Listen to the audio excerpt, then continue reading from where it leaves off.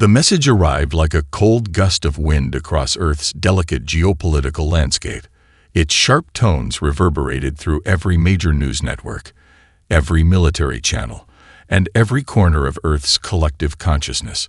A warning from the Stellar Coalition, an alliance of species so ancient and powerful that they were spoken of in hushed whispers, their very names a source of terror in some parts of the galaxy. Their message was direct, without mercy, and coldly authoritative. The expansion of humanity must cease immediately. The military developments on your world are destabilizing galactic harmony. Should you fail to comply, consequences will follow. Humanity, for all its technological advancements, had never faced anything quite like this. The Coalition's reputation for swift and ruthless action preceded them. Species who had dared challenge their might were erased, their planets turned to ash, their histories forgotten. Earth's leaders were not blind to the gravity of the threat, but they had something the Coalition couldn't have predicted: resilience. The transmission echoed in a darkened conference room, where the United Nations Security Council gathered to discuss the contents of the message. All eyes were locked on the flickering holographic image of the Coalition's representative, a towering being made of shimmering, ever-shifting light and shadow, an ambassador of sorts from the collective mind of the Avelian conclave. As the transmission ended, the room fell into a long, tense silence. The representatives from Earth's most powerful nations shifted uncomfortably in their seats, eyes darting across the room as if searching for answers in each other's faces. The Chinese representative, a woman with sharp features and an even sharper mind, broke the silence first. "Do they think we'll just bend to their will?" She spat, her voice laced with disdain. "We've only just begun to explore the stars. We can't stop now." A representative from the United States shifted, his hands clasped tightly in front of him. "The Coalition could wipe us out before we even knew what hit us," he said quietly, but with certainty.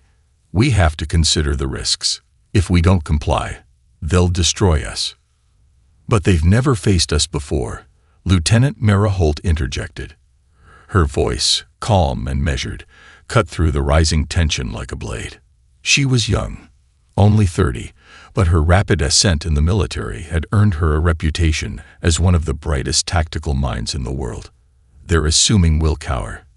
They've underestimated humanity." She stood up, her eyes flashing with a mix of excitement and defiance. "The Coalition doesn't understand us, not at all. They think we're just a species that will fold under pressure. But we have one thing they've never encountered: the will to survive, and the intelligence to fight back." Her words hung in the air like a challenge, the council members slowly turning toward her. She continued, her voice growing stronger with every word. "We don't have to play by their rules. We can find a way to outsmart them, just as we've done every time a challenge has come our way. We won't comply. Not now, not ever." A murmur spread through the room, a ripple of agreement slowly building momentum. The Russian delegate, a seasoned diplomat with a hardened face, looked at Mara with calculating eyes. "And what do you propose we do?" he asked.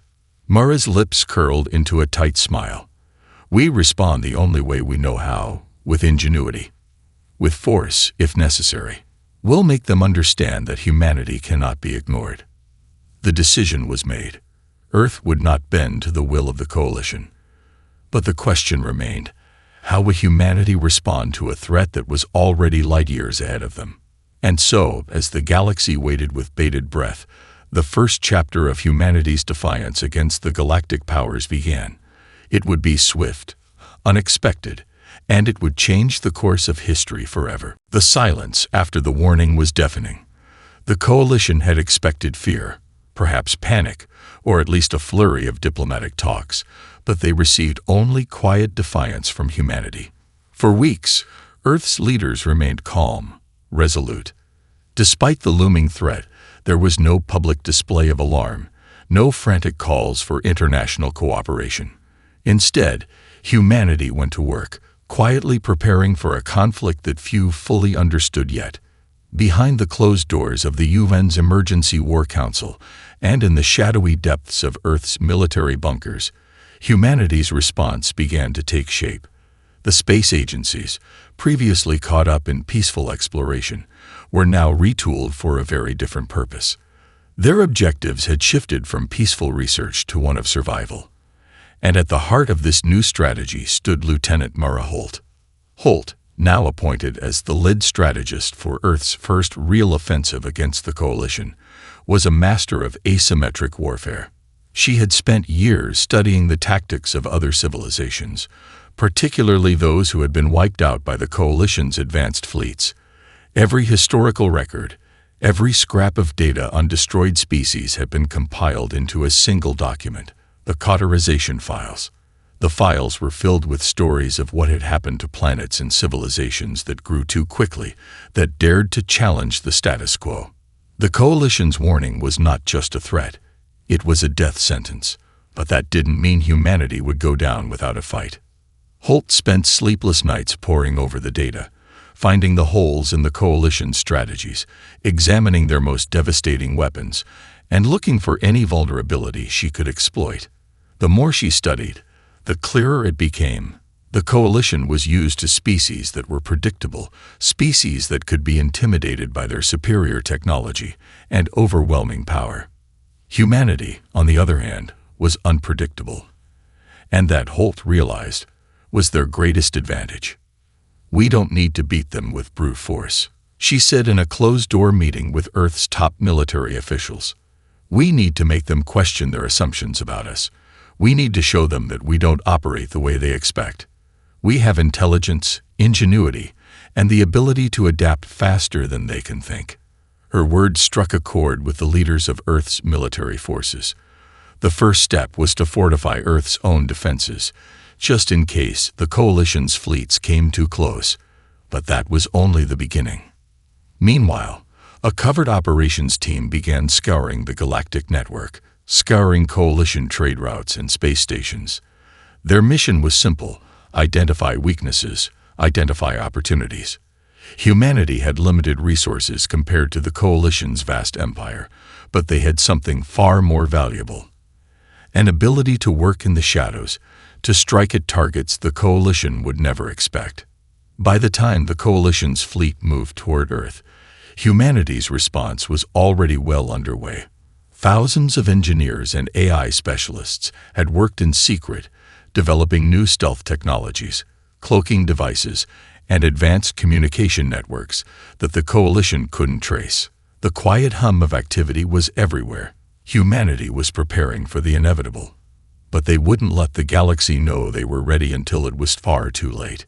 The Coalition had thought they could intimidate humanity into submission, but they had underestimated one fundamental truth: Earth did not respond to threats in the way the galaxy expected. Instead of fear, there was defiance. Instead of submission, there was strategy. And so, as the Coalition watched from the far reaches of space, they saw only a peaceful world.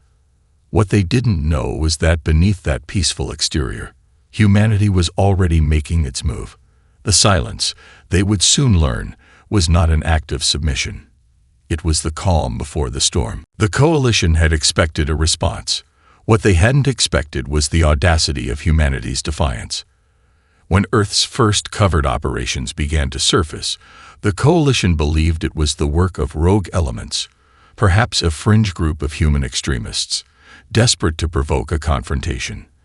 They dismissed the series of small, precise sabotage attacks across their outer stations as the result of a few brave, foolish individuals.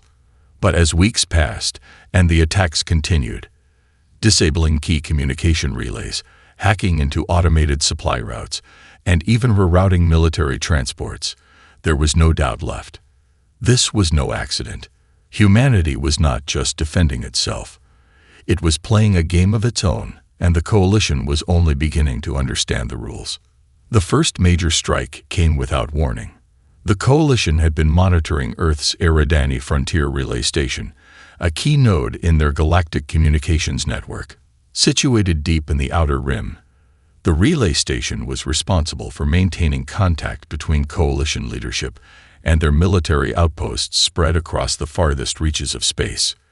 The station's location was considered secure, far from the prying eyes of lesser species, surrounded by layers of advanced surveillance and security protocols. No one had ever breached it. Until now. Humanity had already infiltrated the station's systems using a quiet, stealthy approach. Their weapon?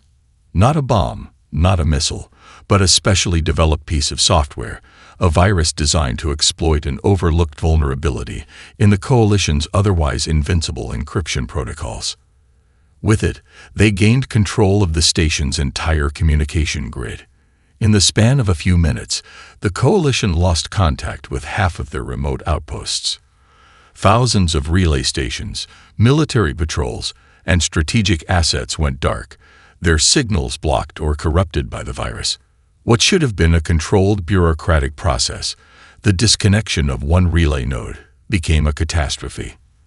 The far-reaching arms of the Coalition's military were suddenly cut off from one another, disoriented, and scrambling to restore communication. The human operatives responsible for the hack made sure to leave no trace behind. The virus had been programmed to self-destruct after activation, leaving no breadcrumbs for the Coalition's experts to trace. By the time the Coalition leadership realized what had happened, it was already too late. The once tight grip they held over their galactic domain was slipping, and the galaxy was starting to see the cracks. Meanwhile, on Earth, the UN Security Council gathered once again. They watched the fallout from the successful mission unfold in real time. On one side of the table, an image of the disabled relay station flickered on the screen, a network of darkened lines where Coalition assets should have been. On the other, Lieutenant Mariholt stood, calm and composed as usual, her eyes fixed on the screen as if she were already planning the next move. "We've shown them that we're not to be ignored," Holt said, her voice steady but filled with quiet intensity. "But this is only the beginning. We can't afford to slow down. We need to keep them off balance, keep them guessing. We can't let them organize and regroup." The council was silent for a moment before a representative from Brazil, an older man with a history in diplomacy, spoke up. "They'll retaliate. That's inevitable. They'll come for us." "They will," Holt acknowledged, "and when they do, we'll be ready." It wasn't just about defense anymore. Humanity had made its first move in a chess game against a seemingly omnipotent foe. But now, the real question remained: how would the Coalition respond to this unexpected challenger? It didn't matter. Humanity was no longer waiting for permission to exist. The message had been sent, and as the galaxy slowly began to realize, it was only a matter of time before the next strike would come. Stronger, faster, and far more decisive. The Coalition was shaken. For the first time in recorded history, a younger species had dared to strike against them, and not in the expected manner. Humanity hadn't come at them with brute force or an open declaration of war. Instead, Earth had chosen the shadows, small strikes, precision sabotage, and clever deceptions. The message was unmistakable. Humanity could no longer be ignored. In response, the Coalition deployed its most formidable weapon, an enormous fleet of warships, led by their flagship Imperium, a vessel that dwarfed anything humanity had ever seen. It was an old but powerful warship, equipped with weapons that could tear through entire planets, not to mention the accompanying support fleets bristling with advanced alien technology. The Coalition had no intention of negotiating with Earth any longer. They would strike at the heart of the rebellion and bring humanity to heel with overwhelming force. But Earth's response was not one of desperation or fear. Instead, it was a calculated strike in the darkness. In the shadows of space, a new fleet was assembling, an unexpected force that would soon become the Coalition's greatest nightmare. Humanity's engineers had been working tirelessly in secret, developing a series of highly advanced stealth warships, the Ghost Fleet. These ships, named for their ability to vanish from sensors, were not equipped with traditional shields or weapons that the Coalition's vast arsenal could easily counter. Instead, they relied on sheer ingenuity. They were designed for infiltration, disruption, and stealth attacks, using cloaking technologies and deep space stealth algorithms that rendered them invisible to the Coalition's advanced sensor networks. Lieutenant Mara Holt was no stranger to unconventional tactics. In fact, her rise through the ranks had been built on outsmarting more experienced adversaries. She had studied every conflict the Coalition had been involved in and had learned one key thing. They were predictable. Once you understood how they thought, how they acted in battle, it became possible to turn their own tactics against them. The Ghost Fleet's first strike came with lightning speed. The Coalition's Imperium and its fleet of warships were on their way to Earth's orbit when a small but highly coordinated attack took place on the Outer Rim, far from Earth itself, but within the Coalition's territory. As the Imperium and its accompanying ships entered the Eridani system, hoping to strike fear into Earth's heart, they were met with an eerie quiet. No distress signals, no sign of enemy resistance, just the cold, empty vastness of space. It was the perfect trap. The Ghost Fleet had intercepted their communications, learning their strategies, and when the Coalition ships entered the system, the stealth vessels launched a coordinated assault. At first, the Imperium's crew believed they were dealing with nothing more than a minor interference, a few technical glitches, perhaps even natural space anomalies. That was, until Imperium's communications began to crackle, its command systems scrambling beyond repair. The Ghost Fleet had infiltrated their systems without a single shot fired. With pinpoint precision, they had disabled the fleet's primary systems: navigation, communications, and targeting. The Imperium was no longer the master of the space it controlled. It was a vessel caught in its own web. As the Coalition's fleet scrambled to react, Earth's Ghost Fleet struck decisively. Small, agile ships zipped between the enemy vessels, attacking supply routes, cutting off reinforcements, and launching cyber attacks that left the Coalition ships blind to their surroundings. The entire fleet was quickly thrown into disarray. By the time the Imperium regained partial control, it was too late. Several key ships had been neutralized, their command structures shattered. No casualties, no explosions, just a nightmare of disinformation and quiet sabotage that left the Coalition commanders feeling vulnerable and impotent. They had been humiliated by the invisible hand of humanity. Back on Earth, Mara Holt stood before the assembled leaders, her expression as composed as ever. The battle was a resounding success. No lives lost, but an undeniable statement made. "They never saw us coming," she said. "And now we have them on the back foot. We've made our point." The Coalition, so confident in their superiority, now had to contend with an enemy who fought not just with weapons, but with brains, patience, and a ruthless will to survive. As the ripples of the Ghost Fleet's success spread, one thing became clear. Humanity had begun to play by its own rules, and the galaxy was just starting to realize what that meant. The next move was anyone's guess, but for the first time, it was clear that the Coalition was no longer in control of the narrative. The Coalition had underestimated humanity. The quiet precision of the Ghost Fleet's strike had left their military leadership reeling, and their once unshakable confidence was beginning to crack. No one had expected humanity to be capable of such cunning, of pulling off a series of surgical strikes with the precision and sophistication they had shown. The Imperium, the flagship of their most powerful fleet, had been humiliated, and the ships that survived the skirmishes were now in a state of disarray. It wasn't just a military defeat, it was a psychological blow. With their forces scattered and communication lines crippled, the Coalition found themselves at a breaking point. The realization hit them with staggering clarity. Humanity was no longer a minor player in the galaxy. They were a serious threat, and their resilience was unlike anything the Coalition had ever encountered. They couldn't afford to be cautious anymore. The Coalition's High Command issued an order of unprecedented scale, a full-scale assault on Earth. They would send their largest fleet, a titanic force capable of obliterating entire planets.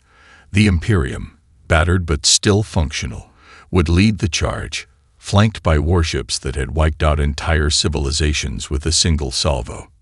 Earth would be the first planet to feel the wrath of their might, once and for all. However, Earth was not unprepared. The quiet defiance of the last few months had only been the opening act. Humanity's response was already in motion. Lieutenant Mara Holt, having anticipated the coalition's escalation, had spent weeks preparing Earth's final defensive measures. In secret, the military had built a new fleet of their own. While the coalition's warships were massive and formidable, Earth's new ships were something entirely different, sleek, fast, and deadly. The Vanguard-class warships, designed with AI-driven tactics and capable of instantaneous adaptive strategy, were humanity's new weapon. Unlike anything the Coalition had ever encountered, the Vanguard-class ships were equipped with stealth technology so advanced that even the Coalition's sensors couldn't detect them. But it wasn't just their cloaking abilities that set them apart. The Vanguard ships were built with deep space combat in mind, capable of moving faster, attacking harder, and adapting to enemy tactics in real time. They were the pinnacle of human ingenuity, no longer relying on brute force but intelligence and strategy to win. When the Coalition's fleet finally arrived, it was vast, a display of firepower that would have crushed any other species. But they were met with an eerie silence. The sensors were dead, no sign of the enemy fleet anywhere. The Imperium's captain, a battle-hardened veteran named Tarkan, watched as his ships were slowly drawn into a trap. The Vanguard ships attacked first, suddenly, surgically, and without warning. The Coalition warships, disoriented by the sudden appearance of the human fleet and unable to track them with their sensors, scrambled to engage. But they were too slow, too methodical. A Coalition destroyer, the Tyrant, tried to fire a full barrage at one of the Vanguard ships. But before it could even lock onto the target, the human ship had already disappeared into a blind spot, its AI calculating the optimal counterattack. The Tyrant was disabled with a single precise shot to its propulsion systems, its engines flickering out of existence. It wasn't a spectacular explosion, just the sudden, crushing realization that the Coalition's power was no longer absolute. The battle raged in the vastness of space, and the Coalition's immense fleet was torn apart piece by piece, its tactics falling apart in the face of an enemy that fought smarter, faster, and more ruthlessly than anyone could have imagined. Back on Earth, the world watched in awe as the tide of battle began to shift. The Coalition, which had once seemed invincible, was now reeling. Humanity had taken the fight to them, not by matching firepower, but by outwitting them at every turn. The war had entered a new phase, and this time, Earth would not be the one to break. The battle in the depths of space had ended in a clear victory for humanity. The Coalition's massive fleet lay in ruin, scattered across the star systems like broken shards of glass. The Imperium itself, the crown jewel of the Coalition's military might, was now drifting in the cold void, its once proud form punctured and incapacitated. Humanity had delivered a crippling blow, and the message was undeniable. Earth would not fall. But the victory came with a price. The Ghost Fleet, though victorious, had suffered significant damage. The Vanguard-class ships, while technologically superior, were still few in number. Earth's resources were stretched thin, and though the Coalition's immediate threat had been dealt with, no one on Earth could afford to be complacent. The fight was far from over. Lieutenant Mara Holt sat in the command center, a large digital map of Earth's defense grid spread before her. The data streams flickered across the screen, but her mind was elsewhere, replaying the battle in her head. Despite the victory, she knew that the Coalition would not rest until Earth was brought to its knees. The defeat would only spur them to retaliate harder. "The Coalition won't stay down forever," Holt murmured, her voice more to herself than to the officers around her. "They'll regroup. They'll rebuild. And when they do, they won't make the same mistake twice." The room fell silent, the weight of her words settling over them. Earth had won a crucial battle, but Mara knew the war was far from decided. The Coalition's vast resources and relentless power had only been temporarily hindered. A new strategy was needed, one that would buy humanity the time they needed to fortify their position and build a long-term resistance. "We need to go on the offensive," she said, turning to face the group of military advisors and engineers. "If we wait for the Coalition to regroup, we'll be back on the defensive again. They'll crush us." "Offensive?" one of the generals asked skeptically. "We've barely scraped through the last engagement. We don't have the resources for another full-scale conflict." Mara's eyes narrowed. "We don't need a full-scale war, just the right targets." She paused, her gaze turning to the map. "The Coalition operates on a grand scale, but they've grown complacent. Their strategy is always the same, overwhelming force. But they don't account for guerrilla warfare, for hitting them where it hurts, where they least expect it." She leaned forward, her finger pointing to several key locations on the map: strategic military supply hubs, deep space research facilities, and even areas housing Coalition sympathizers within neutral systems. "We target their supply chains, their communication networks, and their most vulnerable systems. We disrupt them from within. If we can weaken their infrastructure, their ability to maintain control will collapse." One of the engineers, a sharp-eyed woman named Karina, spoke up. "We've been building something new, something they won't see coming. It's not a full fleet. It's smaller, more nimble. We've been developing a new kind of stealth bomber, one that can slip through their defenses like a ghost. We can drop tactical strikes on their most sensitive assets without leaving a trace." Mara's lips curled into a grim smile. This was exactly the kind of thinking they needed. Humanity had proven they could stand toe-to-toe with the Coalition's might. But the true strength of humanity lay in their adaptability, their refusal to fight by the same rules. "This is how we win," Mara said, her voice steady and filled with resolve. "We don't play by their rules. We disrupt their supply lines, scatter their forces, and hit them where it hurts. We make them question everything. And when they realize they can't predict our next move, that's when we strike." The engineers and military officials exchanged glances, a sense of resolve settling over them. It was time to take the fight directly to the heart of the Coalition's empire. But this time, it would not be with brute force. It would be with precision, with ingenuity, and with the relentless will to survive that humanity had proven time and again. Mara stood tall, looking out at the team she had helped assemble, a team of brilliant minds, warriors, and dreamers who had only just begun to show the galaxy what humanity was capable of. They were no longer a fledgling species on the brink of extinction. They were the vanguard of a new resistance, one that would not just fight for survival but would fight to change the balance of power in the galaxy. "The Coalition wants to test our resolve," she said, her voice resolute. "Let's show them what happens when they push humanity too far." The Coalition's response to Earth's audacious moves was swift and brutal. The damage from the previous battles was still fresh, but they had regrouped. The Imperium had been repaired and its commanding officers reasserted, and reinforcements had been sent from all corners of the Coalition's vast empire. But despite the Coalition's resources, their superior firepower, and their overwhelming numbers, one thing was certain: Earth's defiance had ignited a spark that would not be extinguished easily. The Resistance, now a well-organized network of military and civilian cells, continued to grow. The Vanguard-class ships, with their unmatched stealth capabilities, had become symbols of humanity's growing strength.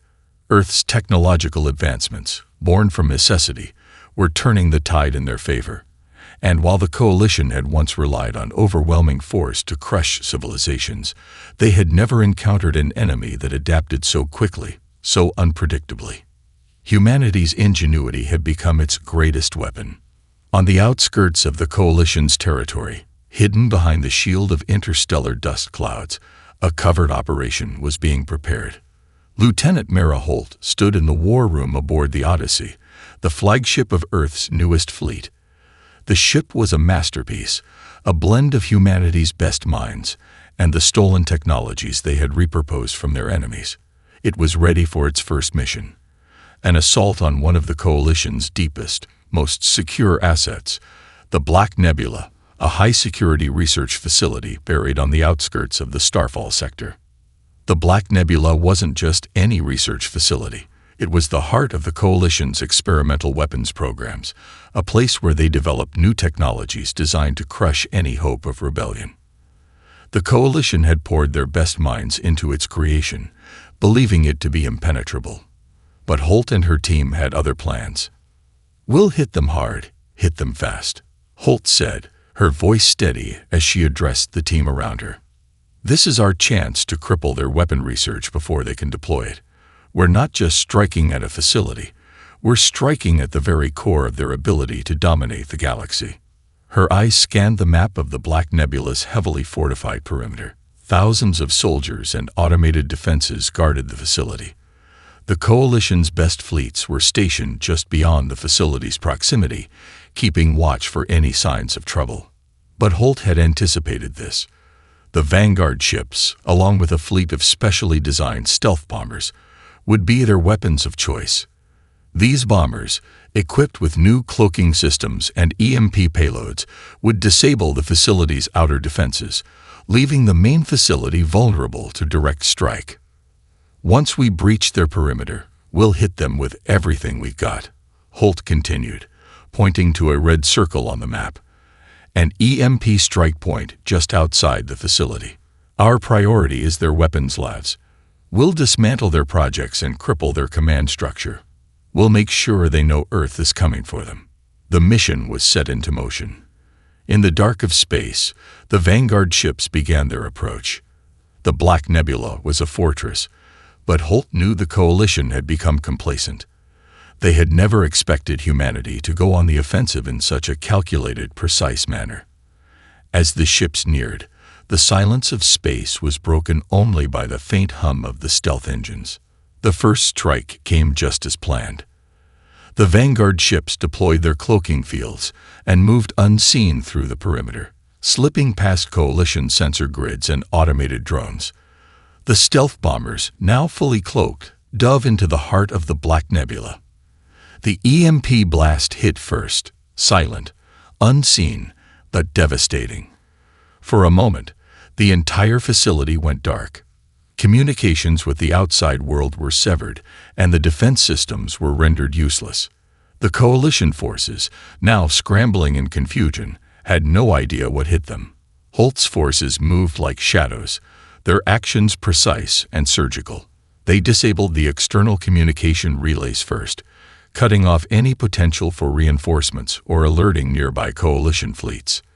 Next, they made their way deeper into the facility, destroying key research labs and disintegrating weapons that would have further tipped the scales in the Coalition's favor.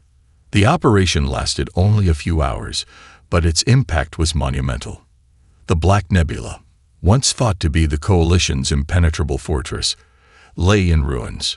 The heart of their weapons program had been severed in one fell swoop, and the Coalition had no idea how to respond. Back on Earth, the Resistance celebrated the victory, but there was no time for complacency. Holt knew that the Coalition would retaliate, likely with an even more aggressive response. But this mission had shown the galaxy something undeniable.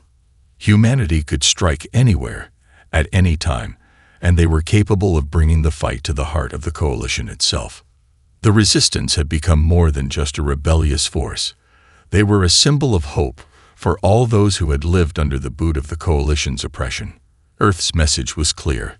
The fight was not over, and they would not back down. As Holt looked at the war map, she whispered, "This is just the beginning." The destruction of the Black Nebula sent shockwaves through the Coalition's leadership. For the first time in centuries, their once unassailable empire had been struck at its very core. The facility's weapons research, pivotal to their plans for galactic domination, was obliterated in a single, well-executed strike. The loss was a crippling blow, one that left the Coalition's commanders grasping for control. Their technological edge, so carefully crafted over millennia, had been rendered irrelevant. Humanity had proven they could strike with precision, ingenuity, and above all, devastating speed. The Coalition's High Command, shaken but resolute, issued a declaration: complete annihilation of Earth and its resistance. Their retaliation was swift. The Imperium, now fully repaired and upgraded, led a gargantuan fleet toward Earth, accompanied by dozens of dreadnoughts, destroyers, and automated warships. The Coalition's strategy was simple: overwhelm Earth's defenses with sheer numbers. This time, they would not be caught off guard. Their advanced fleet would scour the solar system and crush humanity's resistance, no matter the cost. Back on Earth, the mood was one of grim resolve. Humanity's victory at Black Nebula had proven their strength, but they knew the Coalition would come with everything they had. The Resistance, led by Lieutenant Mara Holt, had prepared for this day. They knew they could not defeat the Coalition in direct, conventional battle, but they didn't need to. Humanity's strength was in its adaptability, in its ability to survive against impossible odds. "We've got one shot at this," Holt said as she stood before the war room table, where the plans for Earth's final defense were displayed. "The Coalition thinks they can overwhelm us, but they've underestimated what we're capable of. This isn't a fight for survival anymore. It's a fight for the future of the galaxy. We make them bleed." The key to humanity's defense was not brute force but deception and strategy. Holt and her team had spent months laying the groundwork for a final stand that would be as much psychological as it was physical.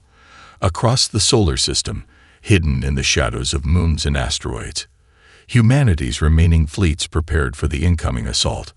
The Vanguard ships, now bolstered with newly developed cloaking technology and kinetic weaponry, would be humanity's first line of defense. "We won't be waiting for them," Holt continued, her voice resolute.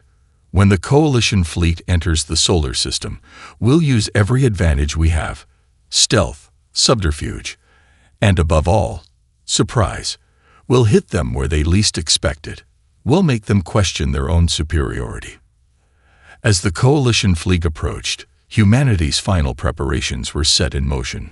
Holt's forces began to spread false data, making the Coalition believe Earth's defenses were much weaker than they truly were. They lured the enemy into a trap, guiding them toward a decoy position far from Earth's true defense lines. Meanwhile, the true Resistance fleet lay in wait, hidden behind the moons of Jupiter, ready to strike when the time came. When the Coalition fleet finally arrived in the outer reaches of the solar system, they found only an empty, seemingly defenseless Earth. The Imperium's fleet pushed forward, arrogantly believing that they had already won. But as they entered the final stretch, their sensor systems were overwhelmed by a sudden burst of electromagnetic interference. The first wave of Vanguard ships appeared, emerging from the shadows and striking with deadly precision. The Imperium's fleet, still trying to recover from the surprise attack, found itself in chaos as humanity's forces hit hard and fast. The Coalition's greatest asset, their overwhelming firepower, had become their greatest liability. The vast numbers of ships, unable to effectively coordinate, were picked off one by one. The Vanguard ships, using advanced cloaking and hit-and-run tactics, attacked with surgical precision, targeting weak points and disabling enemy ships before they could retaliate. Even the Imperium itself, now isolated and unable to communicate with its scattered fleet, was left vulnerable. The battle raged for hours, and the Coalition fleet slowly began to unravel. The Imperium, desperate to regain control, issued a final order: retreat. But it was too late. Humanity had turned the tide, and the Coalition's grip on the galaxy was slipping. As the last of the Coalition warships limped back toward the fringes of the solar system, the Resistance stood victorious. Earth had not only survived, it had triumphed. The message sent across the galaxy was unmistakable.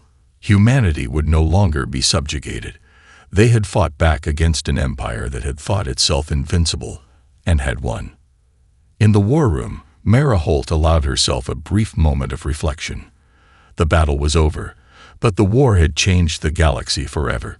Humanity had proven something the Coalition had never expected: that they would fight, no matter the odds, and they would always rise. They thought they could break us, Holt said, a faint smile crossing her lips. But they didn't know who they were dealing with. And as Earth looked to the future, it was clear. This was only the beginning of humanity's rise in the galaxy.